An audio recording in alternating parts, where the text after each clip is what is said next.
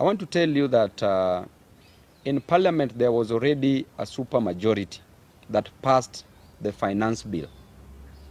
But that did not prevent the Gen Zs. It did not prevent Ruto from coming out and rejecting after pressure had been pressed on him by the people. The Constitution is clear that power vests with the people. The sovereignty is with the people. The people are supreme. That supermajority in Parliament is not a supermajority. It is an imaginary supermajority that is intended to achieve some selfish gains or ambitions. And therefore, one person with God is the majority. But now here we have a few people in Parliament, members of Parliament, Team Ground, together with the Gen Zs, with the millennials. That is even more than a super majority. And that is what we need.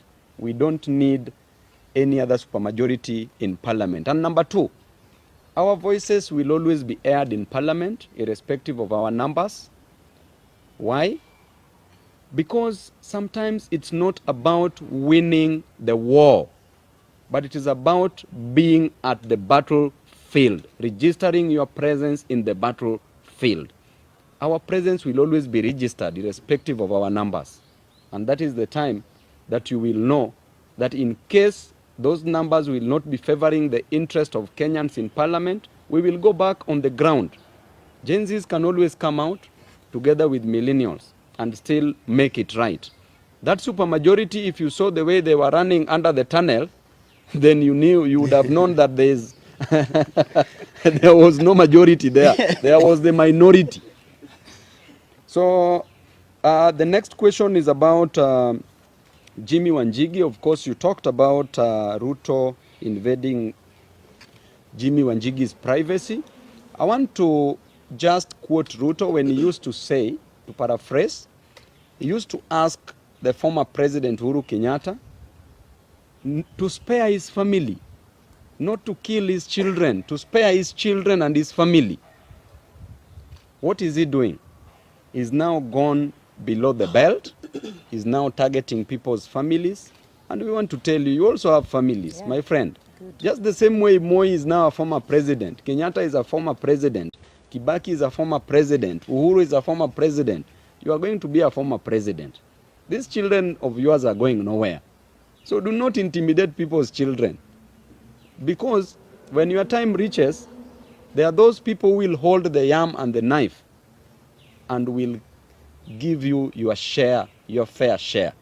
So don't intimidate us. Everybody is going to die. Nobody dies prematurely. So you can't intimidate us with death. Our children already know that we are political leaders. It's not news. Embarrassment is our other name. So don't think that we can be embarrassed by these petty issues. We are going to fight for our people. So I'll leave it at that, then leave it to Mheshimiwa. And lastly, the MPs that you are calling the super majority in Parliament, I want to tell you that these MPs already know that the ship is sinking. The ship that Ruto is the captain is already sinking, and they're already taking that. Now we know that you will be clutching very soon on imaginary straws, and you will sink with that ship.